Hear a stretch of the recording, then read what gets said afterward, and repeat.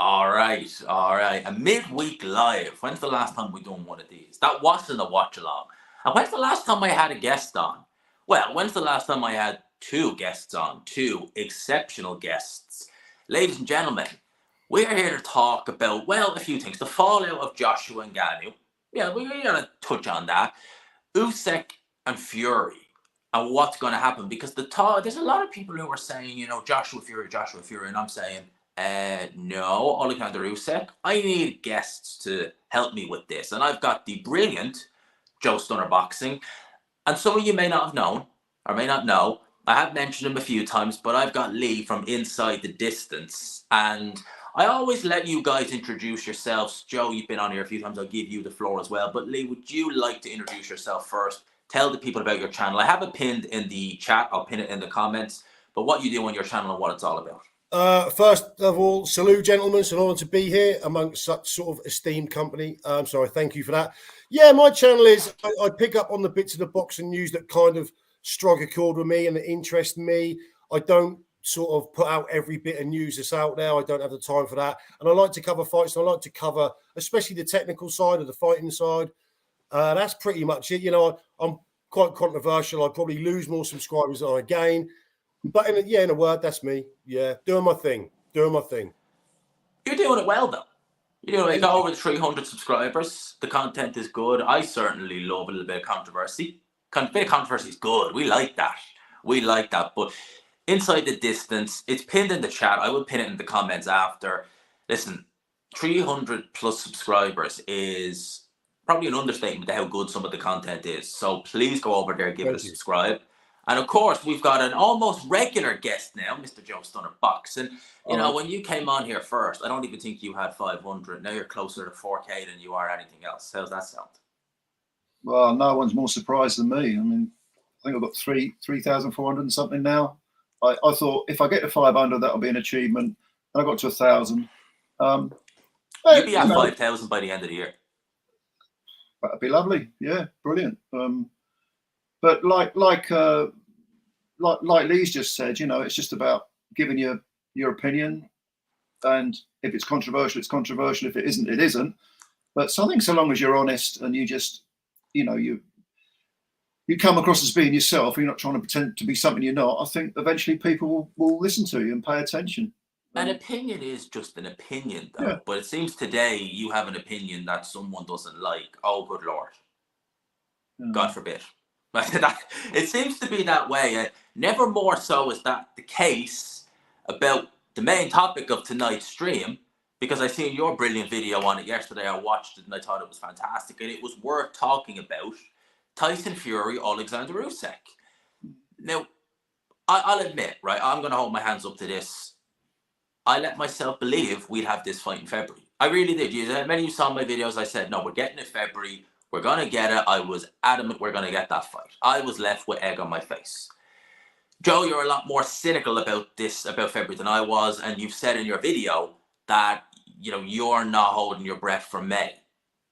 And I want to get both your guys' opinion on that. Are both of you the same? Are you kind of like, do you know what? I love Undisputed. I want to see it. But with Fury, it's as much as, I mean, you're waiting for the dad to come home who never does. You hope and pray, but you just know deep down what could it, will it, we don't know. After you, Joe. Okay, skeptical rather than cynical, I hope. But leading up to the February date, I was beginning to think, okay, we're getting close to it. Maybe it's going to happen. I was never ever convinced. Initially, I thought this won't go ahead, and then I think it got 60-40 when I thought, okay, maybe. And then the cut eye thing happened, and I wasn't surprised, to be honest with you. And I'm not just saying that after the fact. I mean, I've made videos of it and talked about it. With Fury, quite simply, it's a case of wake me up when we get there. And we've had at least 2-3 years of him just whistling Dixie and talking a lot of piss and wind. So it all boils down to, whether you're a show me person or not. And I'm a show me guy, don't talk about it, do it. I'm very skeptical that it will go ahead. I'm not saying it won't. I want to be wrong. I don't want to be right. I want to see the undisputed fight. I think we all do. But hey, 18th of May, innit? Waiting at 18th of May. Yeah. Yeah, I remember sitting there when the initial news come in, and when the news come in, I don't believe we knew it was about the cut for the first sort of 24 hours. And I remember sat there, and I was sat there, and I had the TV on, it came on, and I just thought, you just knew. But then, you know, when it was evident that it was a cut, and I believed it was a genuine cut, and these things happen, it's just, and had it been anyone else, no one would have batted an eye, would they? No one had any doubt or cynicism about it.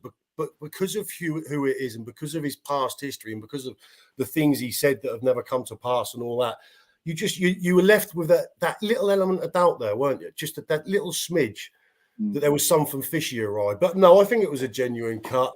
I'm not sure even Fury if he pulled this again. I'm not even sure Fury could spin his way out of that and have any semblance with the fans at all. So I expect it to go ahead. I do expect it to go ahead.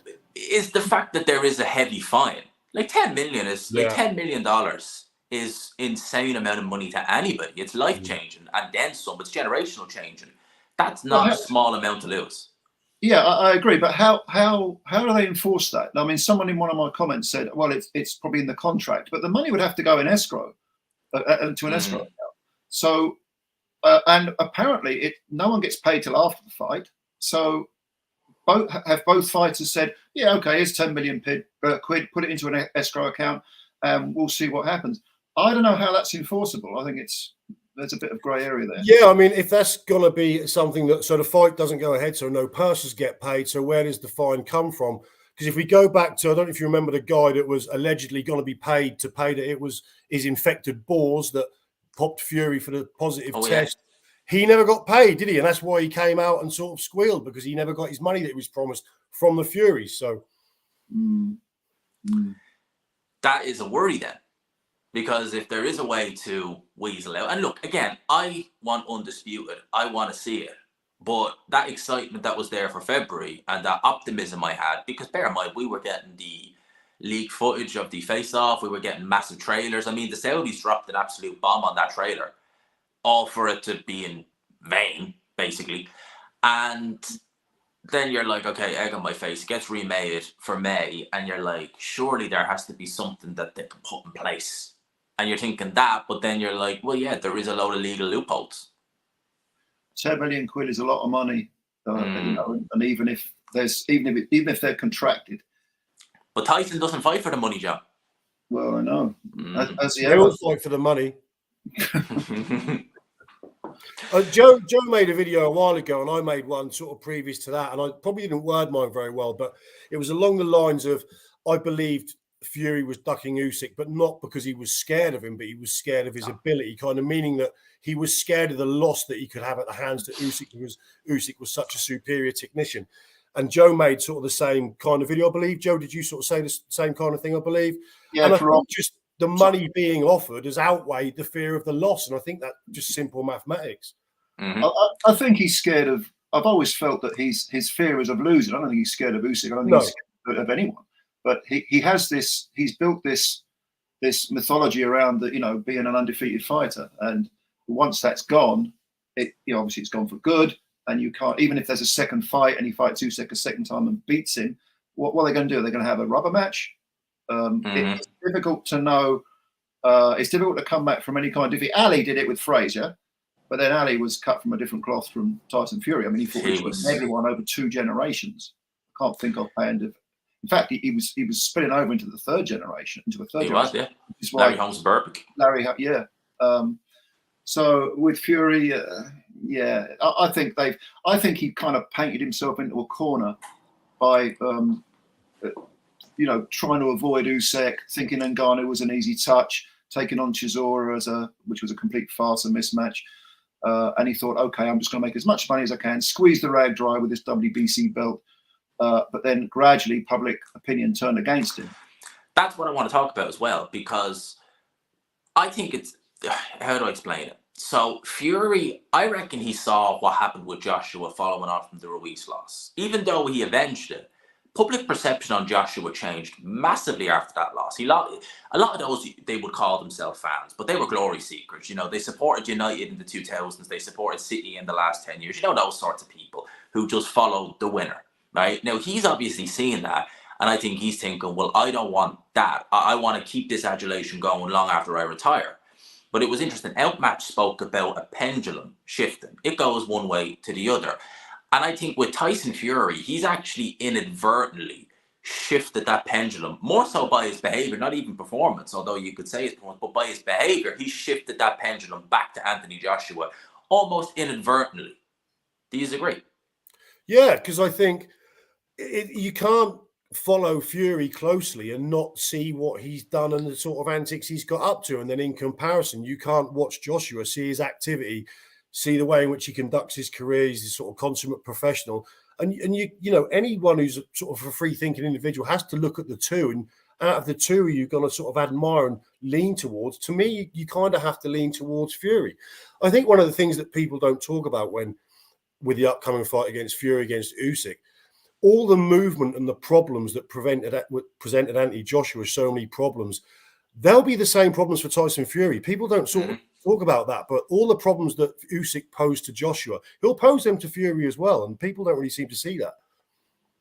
I mean, I was talking, you remember, I don't know whether you're familiar with him, Lee, but Gman will know Mark from Unrivaled, who's not on YouTube anymore. We were talking yesterday, and Mark made a very good point. He said, look, if you consider Usyk as one of those, you know, quote unquote generational talents, Joshua went 24 rounds with him, and he won maybe 5 or 6 rounds over the 24. You know, maybe a few more if you want to go for the swing rounds. And you consider his resume, you know, there's no shame in losing twice to Oleksandr Usyk, and the people will be judged when their career is over, and when you look at the whole body of work. Do you know what I mean? The pendulum that you're talking about, G, it swings one way, swings the other. Okay, fair enough. But it only stops swinging when people's careers have stopped, and then you judge them. And I think with Joshua, even with the losses, there's never been a time where he's not looked to fight a good available contender. You know, Pulev pulls out of their fight on the 11th hour, Carlos Takam in. Brilliant. I mean, obviously, like the fight, and as we know, controversial stoppage, but brilliant opponent. At the time, he had hardly any losses. Jarrell Big Farmer Miller, Joe's favourite fighter. He unfortunately, he couldn't have the fight for whatever reason. And they could have had, you know, okay, it's his debut, get him an easy touch, Andy Ruiz, top contender. You know, whereas with Fury, with Frank Warren, when Adam Cattrall, who I have a lot of respect for, even so much as insinuated, oh, can Tyson Fury not do that? What planet are you on? It's like, what? But Joshua's literally, you're saying he's better than Joshua. Joshua's done that, and he's fought his mandatories, and Tyson Fury to even insinuate, why don't you fight Frank Sanchez instead of Ngannou? What planet are you on?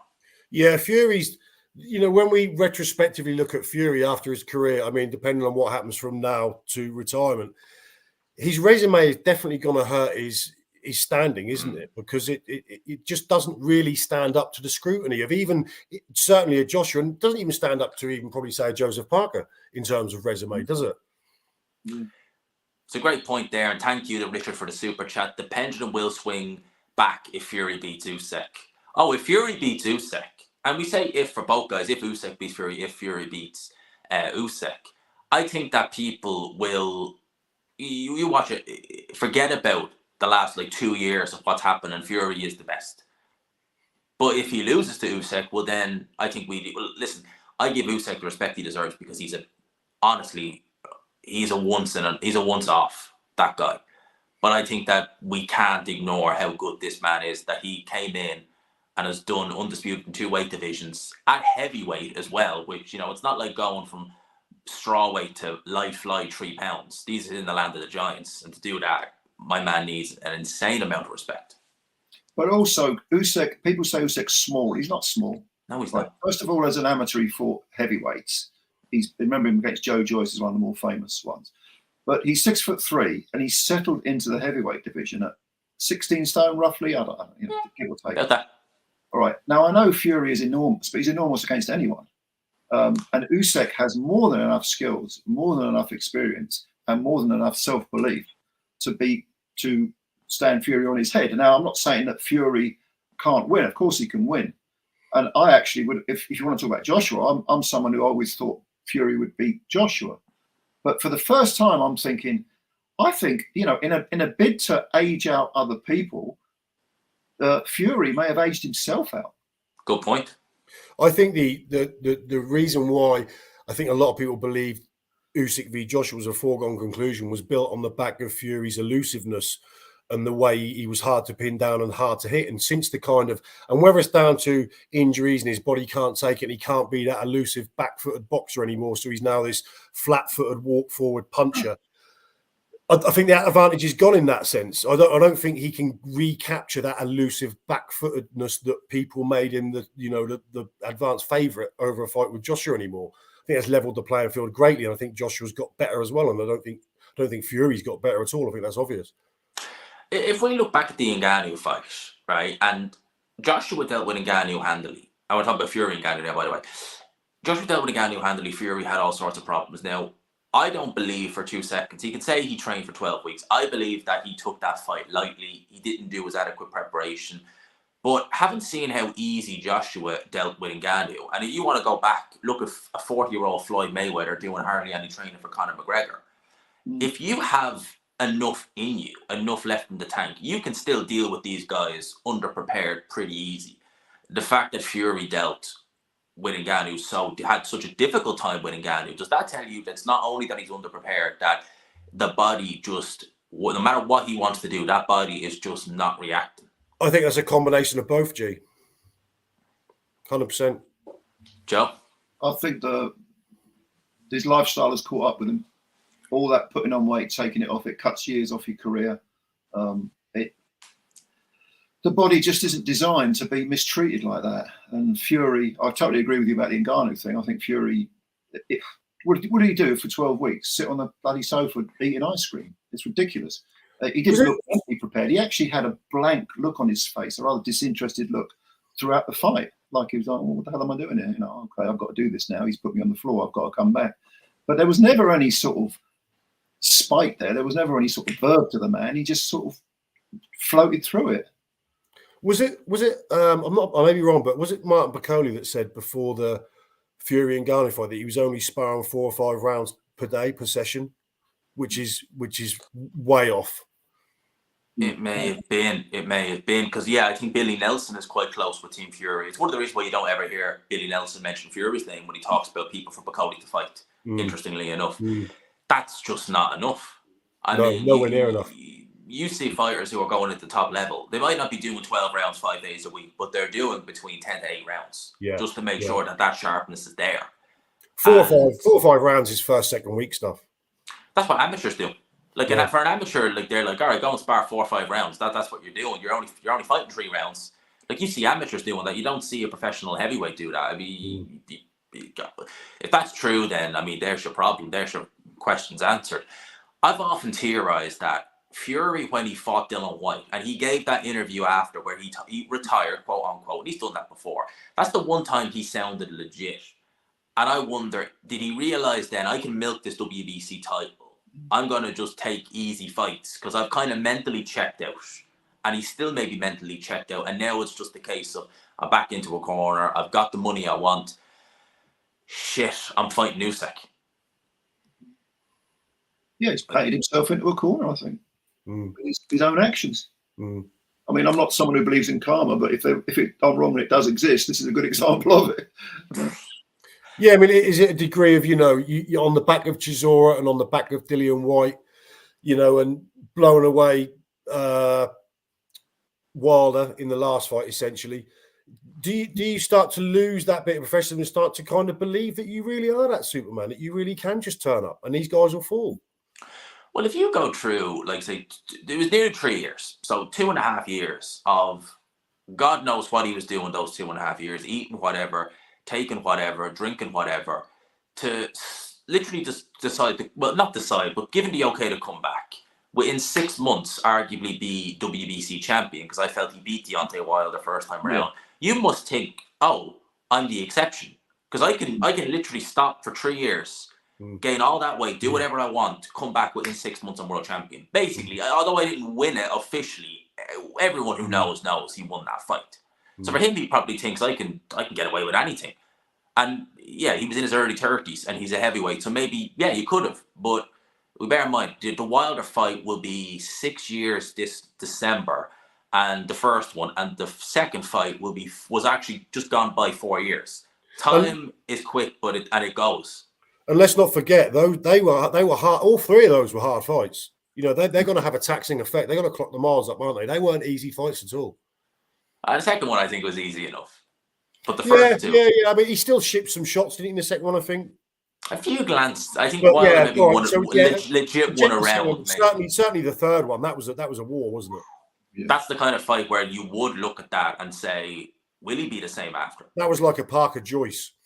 And it went one of two ways with Parker. Parker went on to look what he's done. Whereas Fury, you could say, oh, you know, did that do it? Did that take it out of him?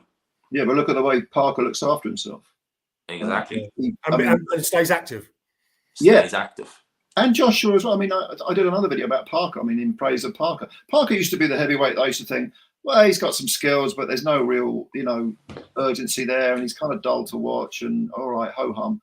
And now I want to see him fight. Why? Because he's kind of reinvented himself, built from the floorboards up again with Andy Lee, and he's flying. He's got 5. You know, who would have thought that Joe Joyce, when he knocked out Parker, would be fighting in a leisure centre against Cash Ali? Yeah, crazy. And Joseph Parker would be in Riyadh earning millions, beating Deontay Wilder and Zhang. I think a lot of that is, though, that now Queensbury are just not going to bother investing the money in Joyce anymore. They see him as he's finished now, and that's the way they see. They're certainly not going to invest, putting him on big shows and paying him big money. He's in Birmingham, weighing in a hotel, because I get the updates for press conferences, and imagine that. Imagine you saying the guy you knocked out is just co-main eventing in Saudi Arabia, beating Zhang, and you're on an undercard in Birmingham. I mean, Joyce's age is probably what puts Warren off. He thinks, well, was he now 38 or something? But going off, he's always been a bit off with Joe. Do you remember BT days when he joined BT from David Hay, or joined Frank Warren from David Hay? It was like an interrogation with the likes of Paul Dempsey at ringside they were doing with Joe Joyce. When Daniel Dubois was fighting the likes of, what was his name, Nathan Gorman. And it was almost like they were interrogating the guy. And it's like, he's a Queensbury fighter. What the hell? Yeah, it was always, you always had the impression that that Dubois was the baby, weren't you? And almost Joyce, they were begrudgingly pushing along. Yeah. Yes. I think Warren was so disappointed when Joyce stopped Dubois. It was like, oh, yeah, you couldn't see it in his face when he post-interview. Yeah. Who doesn't love seeing Warren disappointed? But he's constantly wears a disappointed look. Good old Frank. Good old Frank. Good old Frank. Ask him if he's still in touch with Terry Marsh. If I can ever even get a word with him, which is hard, not easy. It's funny, you know, because when Frank gets asked the sort of, you know, what he would deem as the difficult questions, his response is not as abusive as Fury's, but it's kind of the same. Like, you know, takes offence to just a genuine question, does it in a way that sort of Fury did. But yeah, Frank does it kind of the same, not quite so vociferously or so rude, but he still takes that attitude nonetheless. He just cuts out the 4-letter words, doesn't he? But it's the same sort of vibe. Yeah. Mm-hmm. Or what he'll do is like with Adam Cattrall, you know, literally when he's not expecting it, it'd be like, imagine, you know, your maths teacher. I was top of the maths class, top quiz. What's this place? This what? See, you don't know. Yeah, and Adam Cattrall was a relatively easy target as well, wasn't he? It was. Oh, that was just. I didn't like that. I thought that just stank. I really did. I thought that one just stank. I got to ask you guys' opinion on this. It's a 2-part question, right? It's a simple yes or no for the first one, right? Will Fury Usyk happen May 18th? Yes or no? We'll start with you, Lee. At this point, I say yes, barring any major drama. Sorry, that wasn't a yes or no. No, it's fine. Mr. Joe Stutter? 60-40 it will. Right, now I've got a second part, right? If it, and I hope this doesn't happen, bear this in mind, right? I want to see this more than anything. If it doesn't happen on May 16th, does it happen at all? Yes or no? Fury Usyk. Joe? Oh. Passing the buck there. All right. Will it ever happen if it doesn't happen on May the 18th? No. That's my gut reaction. You're going to ask me why I think that. 2 cancellations. I can see. I even see the possibility of Fury giving up the WBC belt and fighting Joshua for the big money. Mm. I think that's. I can see that as well. Yeah.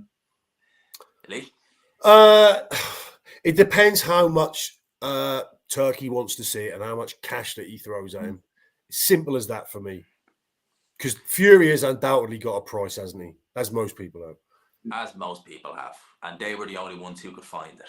Yeah. I think, yes, it will. And yes, it will. They will keep kicking that can down the road. And unfortunately, I think Oleksandr Usyk is so determined to be undisputed that he'll just say, do what you got to do. Do what you got to do. Which he's been doing anyway. His attitude is, he is the consummate professional. He says, well, I've got no control over what Fury does or what the WBC is saying. I'm just going to go with the flow. All right, you want me to fight Dubois? I'll fight Dubois. Fought Dubois. All right, if Fury pulls out again and he gets handed another mandatory, I can see him going through with that as well. Yeah, I mean, Usyk doesn't seem to mind, if this doesn't get made and this falls through, he'll fight a mandatory, will fight he's not that bothered. He will fight, wasn't he? And he wants to fight rather than sit inactive. Would be interesting to see Parker coming in and fighting Usyk. I'd love to see that fight. I would love. He has. We'll talk about Joseph Parker in a wee bit. That's the Fury situation. I think we kind of, that was a good one. We got nearly a half hour out of that. We could listen, if it's come to Tyson Fury, Oleksandr Usyk, and us three ranting, I mean, we could do all. We could be here 8 hours later, really, if people You'll were pay for it in the comments, though, G. Look, I don't pay for it in the comments. It gives me a lot of amusement seeing what I see, and it's like, okay. It's like, all right. Whenever I see a really long comment, I'm always thinking, should I just reply, I'm very happy for you, or I'm sorry, I'll do better, because I'm going to read the whole thing. So it's either praise or it's either crap. So a good comment / bad comment either way. We got to talk about the Day of Reckoning, or not Day of Reckoning, Knockout Chaos. I love the names they put on these shows. I absolutely love these names. I personally thought the card was brilliant. I watched most of the whole, I think I watched everything bar about like 2 fights that were way down on the undercard, right? In terms of the fights we see, we'll start with Nicky Ball versus Ray Vargas. What were your guys' thoughts on that? I thought it was a very, I like Nicky Ball. A very dirty display from him. What did I think? I mean, I'm assuming you're talking about the sort of manhandling of Vargas and that sort of stuff. Yeah, listen, I'm not too bothered about that. Like I said in the video covering it, as Ricky Hatton says, it's not a tickling contest. And at the end of the day, you'll get away with anything you can get away with that the referee is going to let you get away with. So, and I wouldn't have had a problem had it been from the other way around, if it was Vargas doing that sort of stuff. I'm not particularly bothered with that. I must admit, when I first watched it on the night, I missed a little bit of 2 rounds. I had people here, and I kind of thought the draw was fair because certainly Nick Ball, he struggled with the distance early on and had trouble bridging it. He was throwing attacks from way too far out and just launching sort of uneducated attacks, which Vargas dealt with really easily with his jab or his footwork. So I thought he gave away the first 6, but I thought he won the next 6 unanimously and the knockdown. But on second viewing, I thought he should have won by a round or 2. When I watched it on the night, I thought the draw was fair. But I can see the argument for the draw because he did give away the first 6 so clearly. I had it a draw, 113. I had it 7-5 to Ball. 7-5 to... Sorry, I also thought the 12 could have been given either way, the 12. I thought that was even. Oh, yeah. There were a couple of swing rounds, yeah. But what irritated me, and if people think Nicky Ball won, that's absolutely fine with me, if they say he's 2 points ahead or whatever. And probably, if you'd asked me at the end of the fight, who would I rather have been, it would have been Nick Ball. But you score a fight, if it's a 12-round fight, over 36 minutes, you don't ignore the first 6 rounds. And Vargas won at least 5 of those rounds, at least. Oh, easily. And I'm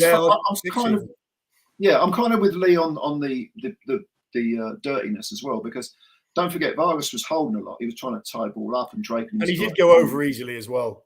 Yes, he did. Yeah. So I don't mind that. It's a bit rough and tumble. And Ball, of course, is 5'2", which is very, very short for a featherweight. I mean, it's incredible, really, when you see the height difference. It looked like a heavyweight. I'll tell you what was odd. What I found odd was that Vargas went very much to the body, and he was the taller man. And Ball went almost exclusively to the head, being the much shorter man. Yeah. I couldn't understand that myself watching it. I was like, why are you headhunting? Yeah. You've got this massive frame that you can hit. It's not moving. Yeah. Yeah, very strange tactics. But it's a learning curve, and they'll have a rematch, I suppose. Warren was spitting nails with all his fake outrage and everything, but they'll have he loves a good rant, doesn't he? I've no doubt that Paul will, when he sat and rewatched that, Paul will sit and watch them first 6 rounds and thought, "Damn, what was I doing? What was I doing? Attacking from nowhere with no engineering of the attacks and just you look at that and I think, God, I really could have done a lot better there." But they'll do a rematch. Yeah, 100%. Yeah, I think they'll do a rematch, and I think you probably have Ball starting off as the favourite. I think I would. Favourite in the first fight as well. Because I don't know. I think they might have. I think a lot of people have Vargas slight favourite just based on his experience. I thought, but my prediction was that Vargas would win on points comfortably. Like 160, 112 maybe. And he looked on his way at halfway, Joe. Yes. Oh, he did. Yeah. In terms of Joe Parker, who was in the next fight, Joe Parker, Zhilei Zhang. Zhilei Zhang was kind of one of those fighters to me when to see him first, he looked crap. Big puncher, but just nothing jumped out at me. And then he has the Hrgovic and the Joyce fights, and I'm like, where has this guy been? And then he turns up against Parker, drops Joseph Parker in the 3rd round, looks to be on his way, and then just, no, done. Partner, I know we got another knockdown, but I've never seen a fighter gas quite like that. 291 pound, 40 years of age. It's not that surprising, is it? Especially as he's shown signs of having a pretty thin gas tank before. I do think that again, this was supposedly easy Parker win. I don't think it was. I mean, I know he got floored twice, but people are saying, it was a wide decision.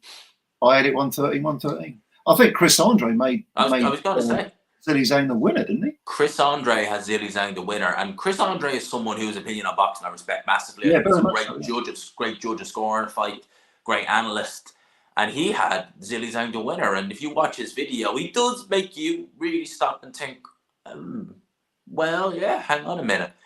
A lot of the stuff Parker was doing, even when he was the more active, there wasn't a lot that was actually necessarily landing. Well, I'd say it's 7-5 for Parker in rounds, but when you give the 2-10-8, it becomes 113. So that's not beyond the realms of possibility, is it? What about you, Lee? I kind of scored a draw or a round for Parker, and I can see an argument for both. I mean, I made a video prior to this saying I thought Zhilei Zhang was kind of flattered by the wins over Joyce and Hrgovic, who I believe they're limited also. So I thought that built him up. I think the wins were better than they actually were because I don't think the opponents are actually as good as what they're ranked to be. So I picked Parker and I picked him on points. For me, I thought Parker made this harder than what he had to make it. I thought he stood too long in front of Zhang with no movement and no lateral movement. I thought with a bit of lateral movement and using his feet more, he could have run away to quite a wide victory. And it was only the fact that he stood in front of him that he found himself on the floor twice. And he got his nose bashed up because he wasn't moving his head. Bashed up from the straight shots. And Parker did land. I mean, Parker's shots, and that was the 1-2 when he landed them at will because Zhilei Zhang doesn't move. He's rooted. He doesn't move. He's limited. His gas tank goes after about 3 rounds. And he didn't, even in the rounds where he got the knocks down, he didn't overexert himself. It's not like he went out and looked for the killer shot and exerted himself trying to blow Parker away. He just seems to only have 3 or 4 rounds in a tank that then is empty. It has to be the weight. Like, I mean, this guy, when he fought Joe Joyce the first time, he actually seemed to have a decent enough gas tank. Yeah, it wasn't fought at a high pace, but he was able to go through the rounds not too bad. Yeah. He was 20 pounds lighter. Comes in heavier in the second fight and obviously thought, well, you had a wounded Joe Joyce after the first fight, and then you come in and you're like, well, God, must put more weight on, must put even more on, and then you come in. I mean, let's be honest, he's overweight and out of shape. Exactly. I mean, if you say he's 40, well, that is a stereotypical 40-year-old body for the most part. Well, it's a stereotypical sumo wrestler body. That's the way it's going. He's beginning to look like the proverbial, melted vanilla sundae. And I did get the impression, sorry, Joe, that every time Zhang even touched Parker might go. I was about to say that. Yeah, and I think as well as the fact that Zhang is a heavy hitter. Yeah, you do have to wonder about Parker's punch resistance. Yeah, Joe, I thought exactly that. I thought Parker, and I know Zhang is a massive hitter, But even when he put nothing behind the shots, Parker did look kind of a little bit frail to me. Do you know what I mean? Do you know what I'm trying to say? Mm-hmm. It looked like potentially I felt that he may fall on anything. Well, this is the first proper time he's properly been hit by a big shot since the Joe Joyce fight. Yeah, we have to remember that. Yeah, and that was a brutal loss. That was a horrible knockout.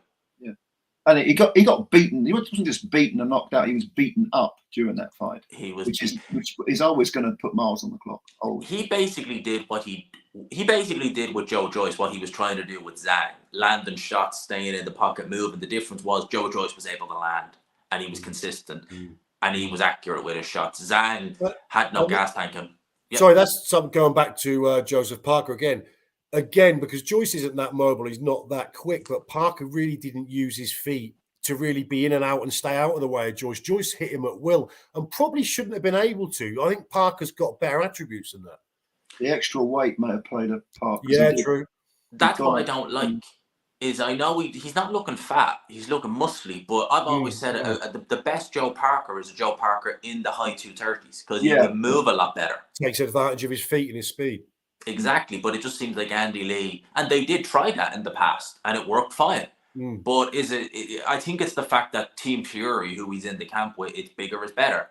Well, it's better for Tyson, but he's the anomaly. Most of the time, it's not better. Is it better for Tyson, though? Yeah. That's the question. But how much would it take out of Tyson if he was to come in 250-something? Because I think in the camp. I think one thing, Team Fury have a tendency, and this is in general, if they need to lose weight, dramatic. They don't do it the right way, which is slowly bring it down. So your body can acclimatize. It's just like, how much do you weigh? 280. Not for much longer you won't be. Oh, I'm dead. There it is. Yeah, because Parker looked good physically. Oh, yeah, he looked great. Yeah. Well, bear in mind he's 32 as well. So he's going to put on weight naturally. But you've got to get that balance right where you're carrying what is your natural weight for that particular age. You can't just sort of put it on and take it off random. It's like, Angelo Dundee, when Muhammad Ali fought Larry Holmes, suddenly Ali was looking the part. And he had nothing left. Dundee said, light ain't right. Meaning he's lost it the wrong way and it's all cosmetic. It's weird because, with Joe Parker, he's getting a lot of credit lately and justifiably so. But kind of, are we reading too much because of the results rather than not looking at the performances? Because I do stand by what I said about the Deontay Wilder fight. That was such an easy night, and he didn't really have to do anything really other than throw a right hand. And even then, he missed quite a few and still couldn't get Wilder out of there. So, his results on paper are fantastic, granted. But, when you look at do the performances match the... That's a very good point. He had a guy there on Wilder. All he needed to do was throw a right hand. He had Zhang. All he needed to do was be a bit busier. He didn't have to show any other elements to his game. But that's actually a very good point, to be fair. It's like, you're playing football and one guy has one leg. Does that make you a better player? Does that make you the next Messi? No, you've got two. He's got one. Simple as. There you go. Yeah. I want to just say shout out for the super chat. I have no idea how much that is, but I'm assuming it's equated to about £5 because it's in green, which is normally about the same thing because it's 100 something. I don't even know what that is. Sorry, mate. I want to see how Spence and Ade react once Usyk beats Fury twice and AJ twice. The way these Brits have disrespected Usyk is abysmal. Gman was right. I'm sure that Spencer Oliver, I'm assuming you're referring to. I don't, because you say Spence. I doubt it was Errol Spence. I'm sure Ade would give Usyk the utmost credit. In fact, he does. I'm assuming it's Spence. Oh yeah, Spencer Fearon. That's who it is. That I don't much like Spencer Fearon. Spencer Oliver. Spencer Oliver is the one I don't much like. Spencer Fearon I'm indifferent to. But Spencer Oliver, the guy for TalkSport, yeah. Since he became more prominent on TalkSport, I've lost my thing with Spencer Oliver. I always, when you look at a pundit and you're like, how are you there? Like, how do you not need to know something? I remember a Next Gen show he did a couple of years ago on Sky. And every single time, I think it was Anna Woolhouse, would ask him your thoughts on Felix Cash. And all he ever said was, yeah, he'll go all the way. Every single time for every fighter. Not even a kind of like anything good. It was just, oh, how did Felix Cash do it? Oh, yeah, he'll go all the way. How did Ted Cheese? Oh, yeah, he'll go all the way. I'm like, wow, Sky are paying you well, aren't they? Expert knowledge. I could have flipping done that. Jesus Christ. As controversial as Johnny Nelson. We need banter with Johnny Nelson. He's hilarious, and he doesn't even mean to be. James Tennyson knocking out Tank Davis. There you go. When he gets knocked out in the first round of his next fight, you can't. He's a one man meme, and he doesn't mean to be. He's brilliant. I think absolutely my favourite. It might have been Johnny Nelson. I can't remember. It might have been Johnny said Ted Cheeseman, when he was flying, when he was undefeated, could knock out Terry Norris.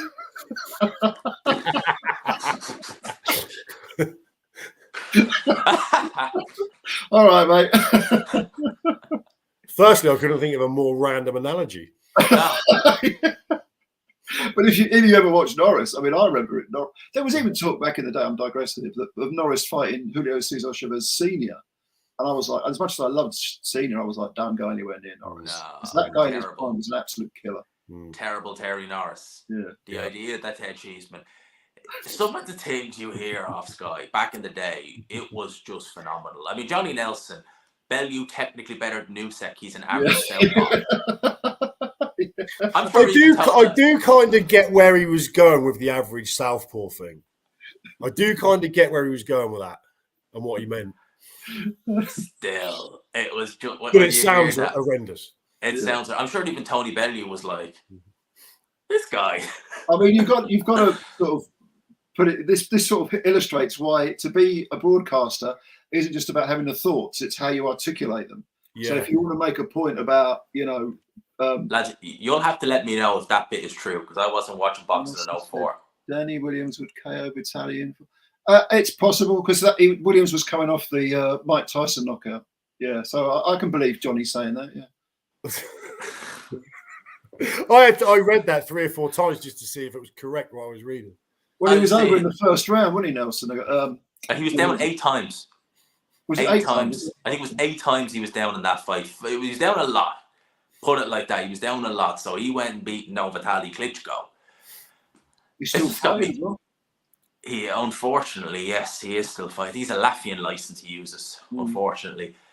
It does make you think, like, when you see some pundits and some of the stuff they come out with, it's like, I wonder, do they regret it? Like someone like Johnny Nelson saying those kind of things, or whoever said Ted Cheeseman would beat Terry Norris. Like, I wonder if they stop and look back and think, crap, I've actually just said that.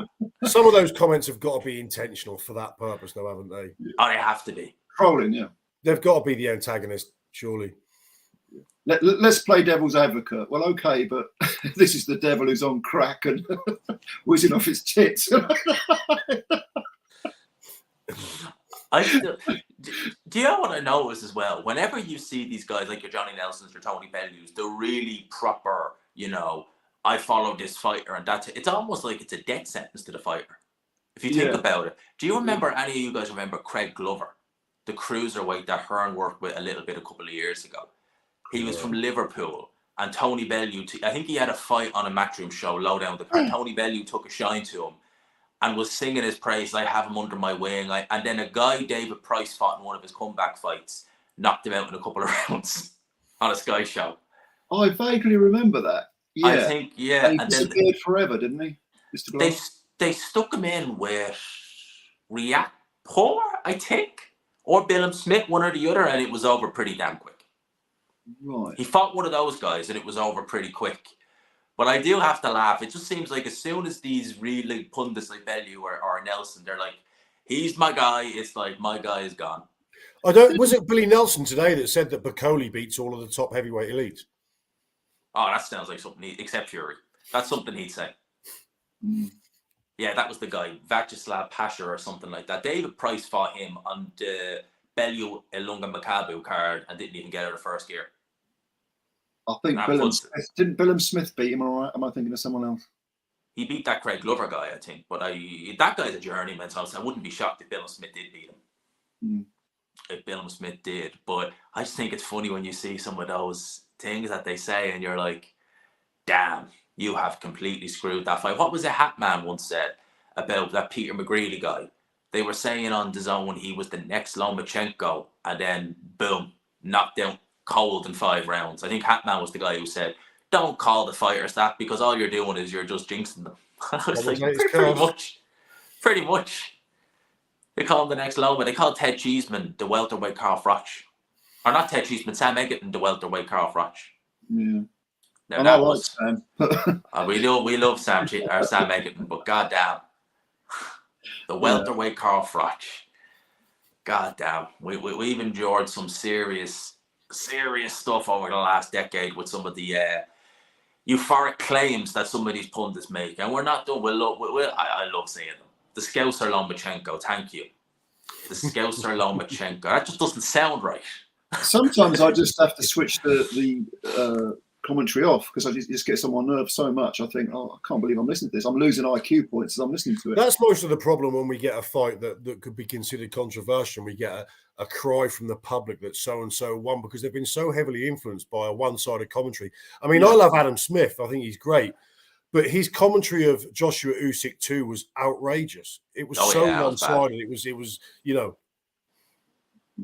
But that's always been the way. And I don't know, is that just Sky's way or is that Adam Smith's way? Because it used to be, that's why I love Jim Watt. Watt didn't care. Me and Joe spoke about this. Jim was, you know, he one of the didn't best to do it, isn't he? care. He just said it like he did, and he got stick for it.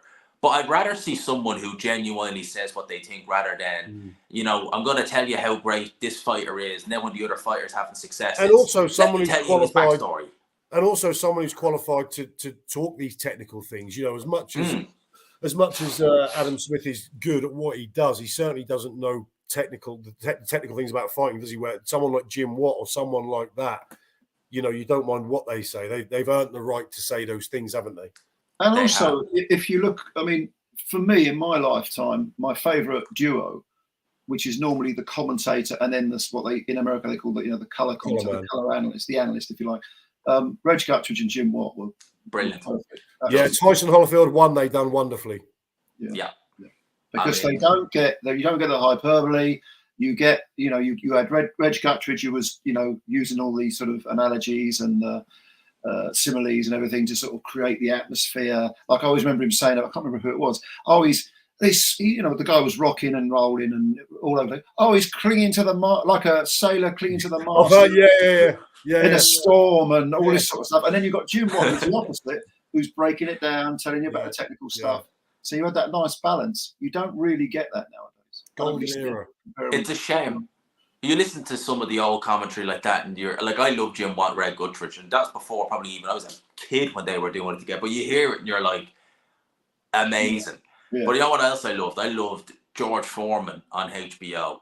You had Jim Larry Merchant, Jim Lampley saying one thing and Foreman, I disagree. Yeah, I hated Foreman as a commentator. I absolutely hate for that reason. It used to get on my nerves because I mean, put it this way, that the old HBO commentary team was fantastic, and the best example of it was the 9th round of the first Arturo Gatti Mickey Ward fight, where you got Emmanuel Stewart, who was really a calm guy, going mad, and some of the things that they were saying, like Merchant said at one point, I am humbled watching these guys, you know, because you know, and even Emmanuel Stewart was saying, you know, you dream of these fights, but you never actually think they're going to live up to it. This surpasses it, and it creates that absolute drama that sticks in your memory. That's what to me, other than Jim and Reg, that's they're the other best, aren't they? Was the HBO team. Well, Max Kellerman was great on there as well. Yeah, he got a lot of flack. I didn't mind Kellerman. Max Kellerman started off, because I was living in America at the time. Max Kellerman started off on, it was either Friday night fights. Friday night fights. I think so, yeah. Yeah, and he was really, really good. That's where he sort of cut his teeth. I think it was him and Brian Kenny, and he was really, really good. And then when he went to HBO, I didn't think he quite fitted in, because it was more, they were trying to mix the old with the new, weren't they? He knows his stuff. He knows his stuff, Kellerman. He was kind of a separate entity at HBO rather than part of the team, wasn't he? That's why it seemed to me. Yes, then Larry Merchant left, and then he was brought in on a full-time basis with Roy Jones after Manny died. God, I miss those days. I miss those calm teams. We don't get them like that anymore. Like DAZN, I actually thought that DAZN's team wasn't too bad compared to how they had been on the Knockout Chaos. But apart from the Jake Paul commentary. apart from the Jake Paul commentary. I hadn't seen that fight. That Paul. Did that end in the first round? That against the unknown guy. Yes, it was. I think so. It was bad. Round. It was bad. Yeah. First round. I give you that was particularly bad. Yes. Who was commentating then? Was it I think Todd Grisham was on. Todd Grisham, the usuals. Yeah, Todd Grisham was. Yeah. It was just a description of Paul as they couldn't throw enough superlatives at his performance, which was truly laughable. It was a joy, though, Joe. You must catch that. Bad commentary can be just as good sometimes. Yeah, 100%. It can be just as good. But I missed, you know what I mean? I missed the characters. I missed the chemistry between these guys. You listen to the DAZN team, like in the UK, you've got Barker, oh, wow, when nothing happens. And, you know, you've Mike Costello, now we have this, now we have this, now we have this. It sounds like he needs to commentate on horse racing. He'd love it. And there's nothing. There's no chemistry. It's just like, please do something, say something. I'll tell you what, though, Costello's a good example of someone who I really liked him on radio. He's a radio voice. Really, really good radio comment. And then when he transferred to television, it just doesn't work. No, it doesn't work. Nope. They ain't going to change that team anytime soon, though, unfortunately. I don't think. I think we're going to have to listen to, oh, wow, for the next few years. on the team, isn't he? He might. He is. And hopefully maybe one day they can do that. But, yeah, get used to the, oh, what a shot for the time being. We're going to have to listen to a lot of that for the next few years, I would imagine. And the thing, we went on a tangent about comms, and we haven't even got to Mr. Anthony Joshua, the man who main evented the Knockout Chaos. Without going to, because there's not really much to talk about. He fought a guy who was 0-1, and he knocked him out in 2 rounds. That's pretty much it. What do we think moving forward? I like what I'm seeing, but I want to see him in there against the top 10 before I can really say we've got a back to his old self Joshua, or maybe an even better Joshua. Joe? Oh, there we go again. Neither man wants to answer. Well, no, I did a video about this subject because you're quite right. I want to see Joshua with a top 10. I think Hrgovic is a great opponent for Joshua. But sometimes it's how you get your work done. And I in my video, I said that I remember, because I'm knocking on a little bit, I remember following the early Mike Tyson years when he was fighting every month and killing people, you know, and they were all no-hopers. And then he bumped into James Tillis and went the distance. Now, the Tillis thing was an educational fight for him, as was the Mitch Green fight. Very nice. But the thing was, it was you could tell the raw materials were there. You could tell the mentality was there.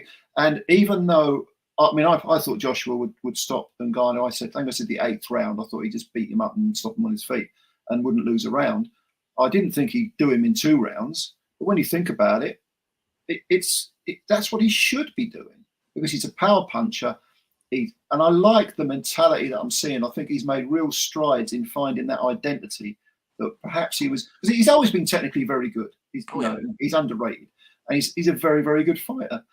But I did feel he was kind of in no man's land, his psychologically in no man's land for a couple of years as he was trying to sort of find his feet with a new trainer and so on. I think we're getting there, definitely.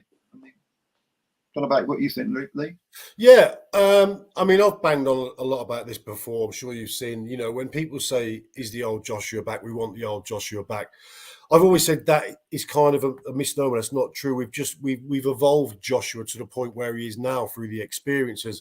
And what people forget is the old Joshua is the one that got himself knocked out against Andy Ruiz, you know, so wanting the old Joshua back is not a good thing. When we come to the Ngannou fight, I think what I took from it most was the only danger that there was from Ngannou for Joshua in that fight was the punch power, was some mortal danger from the power that Ngannou had. And that was the only thing sort of Joshua had to be wary of. And it showed to me a lot about his confidence, that he was confident enough, especially for the second knockdown, to put himself at harm's way as Ngannou step in and leave himself in range for, if he had a mistimed that shot, Ngannou was then open to land what was ever coming after his jab. So to me, what I'm trying to say is I think the biggest indication was where his confidence is now, and the confidence in his ability and the confidence that he's got in his trainers, that now they've kind of took out the overthinking process that Joshua had before. They're kind of doing that for him now, so he can go in there, he can be more fluent, more natural. and just sort of more intuitive as a fighter and more confident. I think that's shown. I'm not really sure it mattered who the opponent was. I think he'd have looked as good, you know, arguably against anyone, probably other than sort of Usyk, who gives him problems. But I just think there was a marked difference, and I'm not sure, you know, that it was Ngannou that mattered. I just think he's that good and that more comfortable under Davison. I think so. I think that the real thing for me is just him against Hrgovic. Someone mentioned Caballel, Sanchez.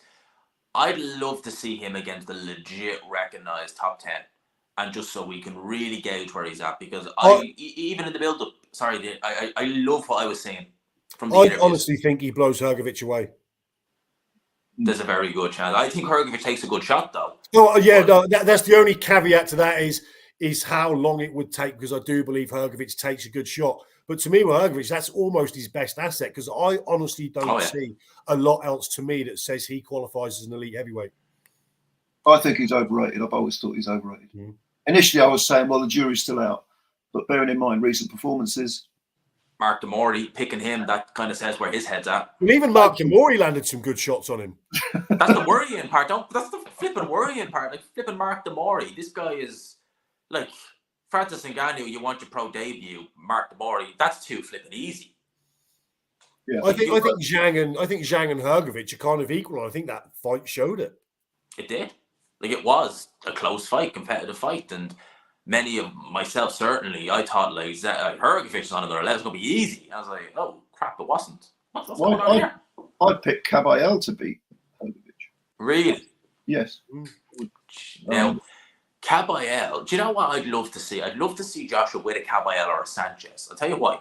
Because I've always felt Joshua, since the amateur days, since the Savant fight, movers, those types would give him the most trouble. And if he could go in there against a mover like a Sanchez or Caballel, and go in there, beat them, and do a job on them, then I think then we really will have someone that we can look at and say, okay, now we can have some real fun. Because I think that Joshua will always struggle with movers. Yeah, sorry. No, I was going to say, not just the movement, but fast hands give Joshua trouble. And Sanchez, again, good fighter, but again, I'd say the jury is still out a little bit. Or you know, I'm not slagging him off. I'm not saying too much negative about him.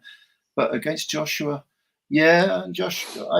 but those fast hands get, you know, you look at Usyk, you look at even Andy Ruiz, very, very quick with his hands. Sanchez has some mega fast hands. Yeah, and that's what I'm thinking. I do think, although whilst I agree, I do think Joshua can counter someone else's fast hands with his fast hands, though, because I think his hands are looking faster and faster. Yeah. When you look at the, he fired a double jab to the body and head before the second knockdown. I mean, that was lightning and pinpoint, and they thudded home. So I think fast hands can be countered with fast hands. Definitely. And you know, timings can speed as well. So I take that point. He is someone who has very good time in Anthony Joshua as well. We've seen that in many of his fights. Probably the best, other than Usyk, probably the best in the heavyweight division. Oh, it's brilliant. It really is. And he's on it like that with the timing from the early part of the fight. It's not like he needs time to kind of see the gauge. Like, he's pretty much getting in there and like, all right, I know what you're doing. I've said for a while now, I think from a technical point of view, other than possibly we don't see him fight on the inside in the clinch and throwing the short punches that much, but every other technical area of his game to me is pretty much there. Oh, yeah. Yeah, it was. You could see. It's like one of those, you know, dot to dot drawings. You could see all the dots were in the relevant places. But with Joshua, mentally, psychologically, it was about understanding how to. Totally, and I think Ben Davison's added that. Yes, definitely. Ben Davison is great at that. So with Ben Davison in there, he has a way of. He used to be a bit like, how would I say it? Do you know, like chefs will say, you can overcomplicate a dish. Yeah. You can take a simple dish, make it too complicated. He did that, but now he's gone back to basics and he's just made a good dish simple. I think a certain degree of that is down to the fighter. That type of training works with some fighters, but it doesn't work with all. It's not a one-size-fits-all, is it? So, you know, some are going to struggle and it's not going to work with, but Joshua certainly it works with. And Lee Wood as well seems to. Yeah. Anyone critiques Ben Davison, I'd just say, Lee Wood lost to Jazza Dickens on a golden contract show in the York Hall in 2019 with Dave Colwell training him. Yeah. Fast forward 5 years, arguably best 126 pounder in the UK, arguably UK's best fighter. That didn't just happen overnight. It's not like Lee Wood just decided, right, I'm going to be good now. No, Ben Davison helped him along the way. Yeah, 100%. Yeah, you don't have you don't have to have been a fighter to any great level, and B, you don't have to have age on your side. If you're naturally gifted as a trainer and you have a natural way with fighters, you can do the job, and he's proof of that. How old is he now, Ben Davis? 32? 31, 32. Early 31, 30s. 32. Oh, I think when Billy Joe fought Akabov, that was the first fight I've really seen. I think he was 25, 26. So that was what, 8 years ago. Well, he is 32, 33, definitely. Yeah. Thereabouts. And of course, So he got a slagging for that, which is very unfair because he came in at the 11th hour to just sort of carry the bucket with Billy Joe. Ben Davison, when he came around, he did what you shouldn't do. And he didn't endear himself to the fans. He gave it a lot of that on camera, and people just took a dislike. So no matter what he did, people were going to be critical. And I think it's taken till now to realize, a lot of us seeing it straight away, but now it's kind of like, oh, this guy actually is good. So I remember Hatman did a video on Ben Davison where Hatman mentioned, you can't say, I made Tyson Fury lose 200 pounds. That makes me a good trainer. He said, that'll make you a good personal fitness trainer, but not a good boxing trainer. And Ben Davison was going ballistic at Hatman. And again, I think that kind of, because Hatman was 100% spot on in that analogy. You can't just say, I made someone lose weight, that makes me a good. It's like, no, mate, great, go on The Biggest Loser. They love you there, but not in boxing. And the mental side of things. The mental side. And now I think Ben Davison has kind of reined all that in, and people are seeing results, quite frankly. And they're seeing fighters, they're saying, well, he needs, like Josh Taylor, he needs to leave Ben Davison. Leaves Ben Davison, loses. Looks worse. Yeah. I think when, a lot of the stick that Ben Davison's got, when you read, especially in the comments, none of it's got any founding, has it? It's all unfounded. And if you look at someone like Ben Davison and say, oh, he's boxer-sized Ben, he doesn't know what he's doing, you don't get to that level with those fighters and get to work at that level with those guys and not be any good and not know what you're doing. It's just dark. No. Those guys that obviously see something in him, in the gym, in whatever. You're not gonna have a Tyson Fury and Anthony Joshua and Lee Wood be like, let's see what they're like. This guy knows his shit. Yeah, I mean, Anthony Joshua, who's had Robert McCracken and Derek James, is not going to be on Ben Davison and who's rubbish and keep him on. That's literally it. So Ben Davison is a good fight. And I used to always say I would have loved to have seen Daniel Dubois hook up with him. But I think Don Charles is doing a good job with him, quite frankly. I never thought I'd say that. Do you not think Daniel Dubois you get the sense that he could possibly be one of those overthinkers that struggles with confidence? I remember when he lost to Joe Joyce, I said it in videos at the time, what Dubois needs, because at the time Ben Davison had a real a boys club, a young boys club. I know it sounds weird, but he had like Lee McGregor, Josh Taylor, Lee Wood. He had banter with the lads, and I was like, that's what Dubois needs. He needs a trainer like that who can get the mental side, who can get the technical side, and he's going to have banter because he doesn't get enough of it. God knows. We all know. God knows he doesn't get enough of it at home. He needs that. And I always wondered if he did decide I'm going to go Ben Davison. Like he's turning out pretty good under Don Charles. But I always woke up and saying, we should have went to Ben Davison because he was based in London too. I always thought Dubois needed that father figure, and I think Don Charles is probably one. You can see the change in Dubois, how his confidence is growing. I mean, the Big Pharma fight, that was an absolute revelation. Because after 4 or 5 rounds, I thought he's going to unravel if he's not careful. I did feel like he was on the way to unraveling at that sort of midpoint, though. Yeah, and also, but he went back to the corner, and who was there? Yeah. Who was there to pick up the pieces mentally? Don Charles. But again, we go back to that conversation of we do have to remember that was against Big Pharma Miller. Yeah. We have to put it into perspective. You're right. Yeah.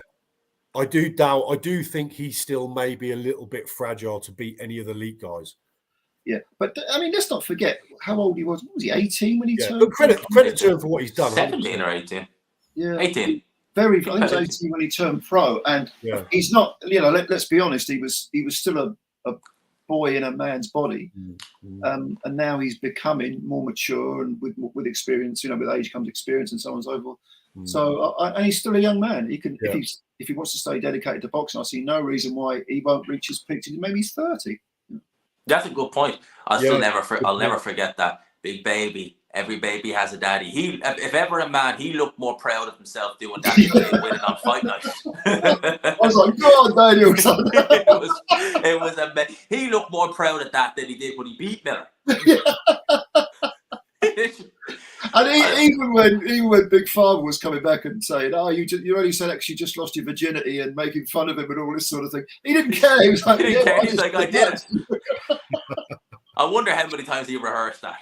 I wonder how it was. It was bred. It was in it. But this is what you say, and you ain't gonna get it wrong. It was like, I did it. I did 2 things. I said it, and I didn't forget it. It was. He had his it phone was down amazing. there, and he was looking. Oh, it was phenomenal. And again, even no matter what Miller said, it was just like, I did it. I said it. I can't believe it. It was like, you know when you go to a kid's nativity play and they come on and they're looking for their parent. Yeah, that was they it. do the little line and they're all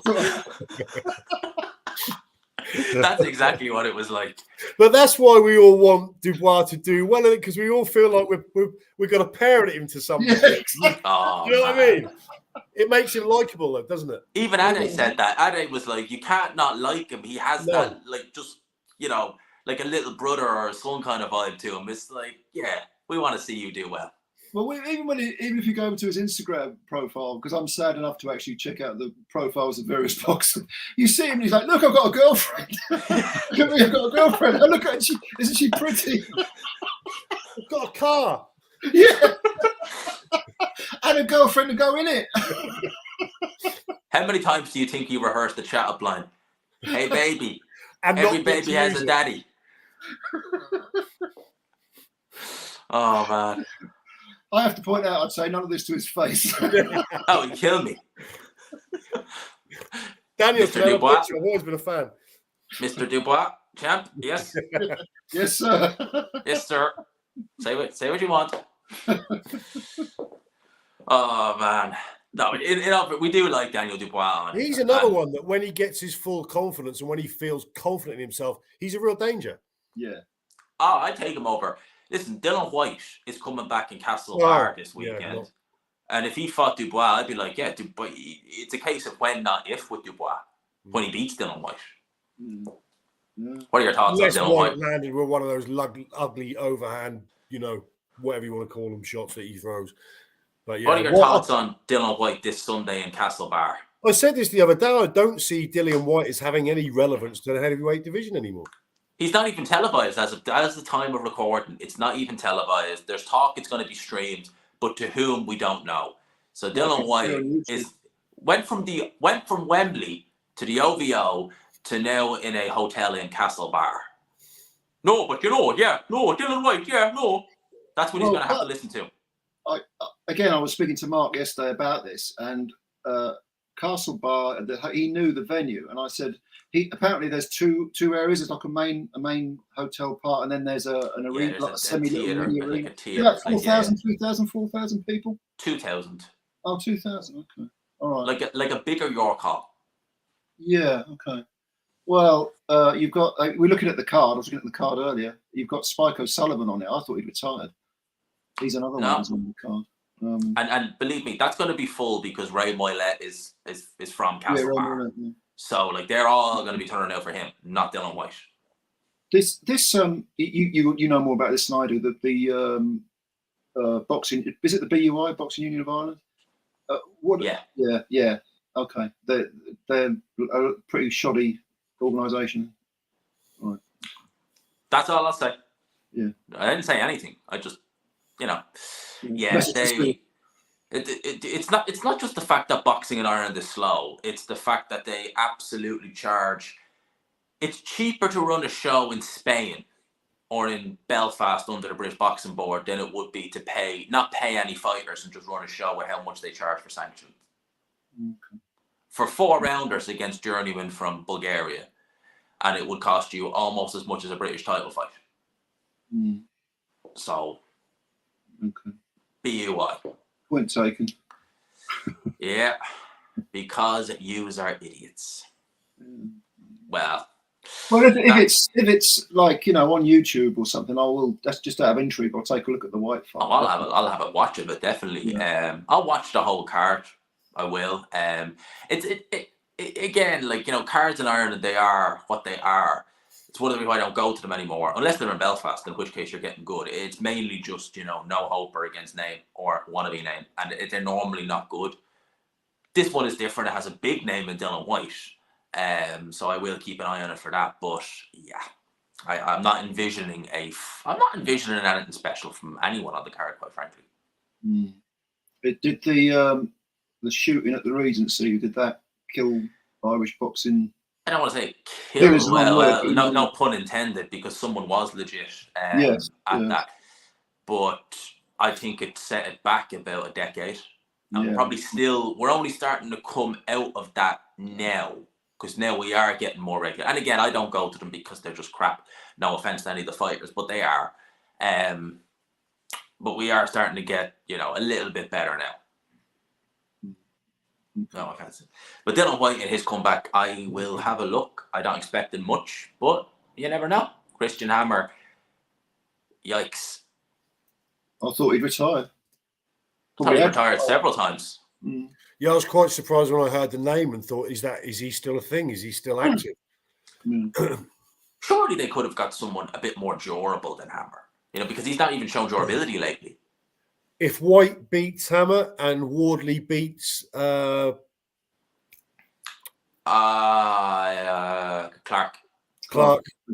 Wardley v White, I think Wardley will beat. But isn't he still managing Wardley? Yes, he's managed by him. Good point. Yeah. But it is a good matchup on paper. Yeah. Oh, on paper, it's a great matchup. If I was Frank Warren, I'd be saying, Turkey, His Excellence, let's get Dillian White over. Because I've always said, you want to get the Dubois' name out there, take an L. And even if I was Jared Anderson, if I was Bob Arum, I'd be saying, how much do I think he'll make? I'll take an L on one show. I'll overpay Dillian White just so my guy can beat the living crap out of him and get a name and get his name out there. Because I think he's there for the taking. Yeah. I really do. Punch resistance was on the wane severely prior to him fighting Fury. And now, God knows. Yeah. God only knows. Also on the card, you've got Thomas Carty against Pavel Sauer. That's a one-round. Pavel Sauer, if you're not stopping him, there's something seriously amiss. Do you remember a couple of years ago, Pavel Sauer fought he fought Huey Fury. And I like Peter Fury, I do, but he was trying to make it out that Huey Fury stopping Pavel Sauer was like something unknown. And I think he's been knocked out about 10 or 11 times since then. Yeah. Huey Fury reminds me a little bit of Hrgovic in the way that they go for a few rounds in fights without looking like they really want to be there, but they're disinterested in a way. Yeah. They both do the same thing, don't they? They'll go for a few rounds that don't really seem like they're somewhere completely different. It's been nearly 3 years since Huey Fury fought. Yes. That's insane. That's gone. Yeah. Well, he must have some sort of ongoing ailment or something. He's always had that issue with his back, the acne. Yeah. The acne's always been an issue since his early days. That's always been an issue. And you're never going to say it's not, and if you're never going to say it's an issue, you're going to say it's not an issue. But it has to be. That has to be the factor.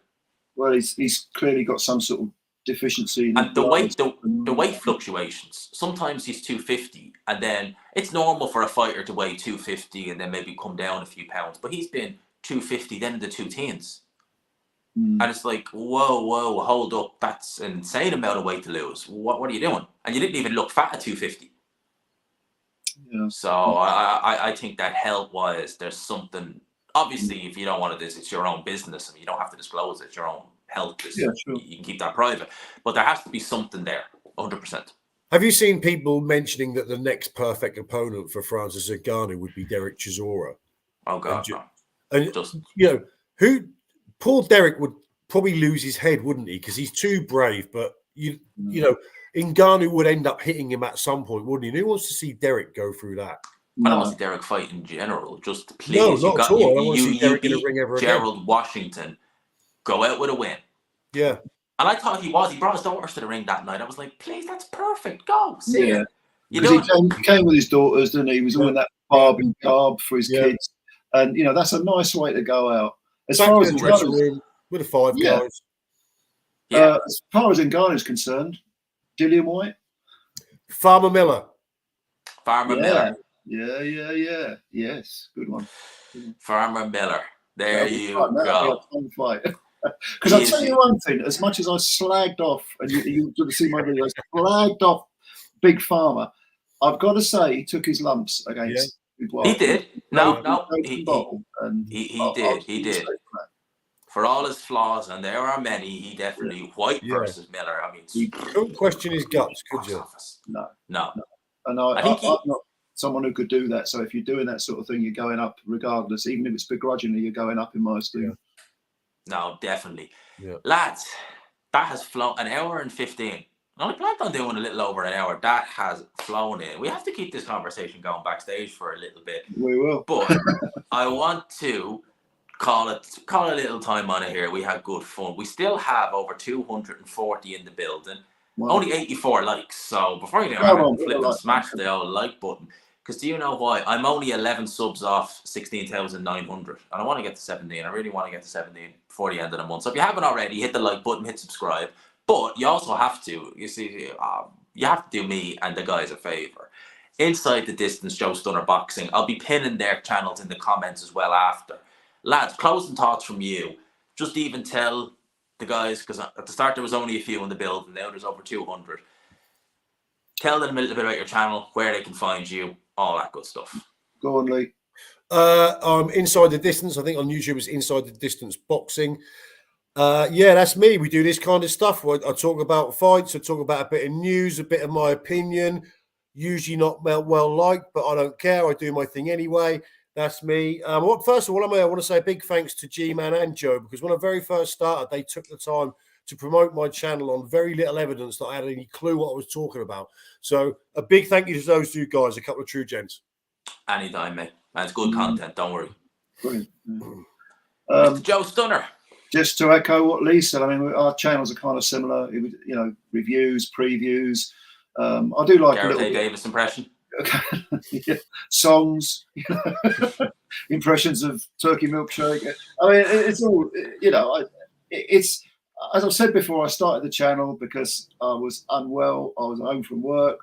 My physical health was suffering and it was affecting me mentally. So I started the channel. The fact that I've got over 3,000 subscribers is incredible.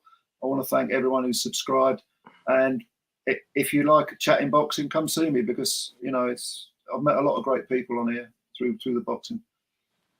Lads, it has been an absolute pleasure having you on, and definitely I enjoyed this so much that we have to do this again soon. Hopefully, maybe Garcia Tank or Garcia Haney or Fury Usyk, one or the other, but we have to do it again. I enjoyed this. Lads, thank you so much for coming on. I'll chat to you in a bit backstage. For everyone else, thank you. Lads, if you haven't already, by the way, smash the old like button. I've only asked twice now. I normally ask about 20 times. So there you go. 220 still. If you haven't, hit subscribe, all that good stuff, lads. Peace, and I'll chat to you tomorrow. Nice one.